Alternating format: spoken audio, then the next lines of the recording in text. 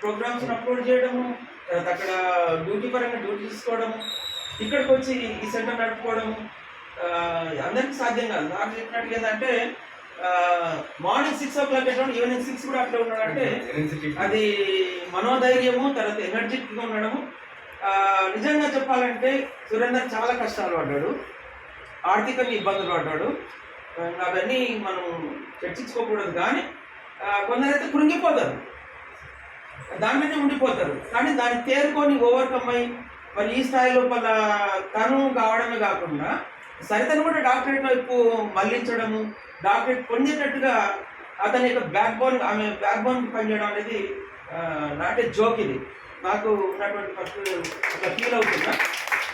మన దీంట్లో మహిళలు ఇంతమంది చెప్పినట్టు మహిళలు ఎవరు డాక్టరేట్ పొందలేదు.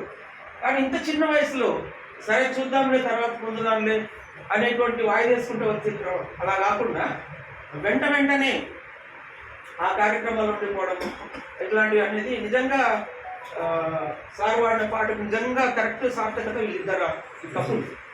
ఎందుకంటే నిరంతరం కృషి చేస్తున్నారు, నిరంతరం ముందుకు వెళ్తున్నారు.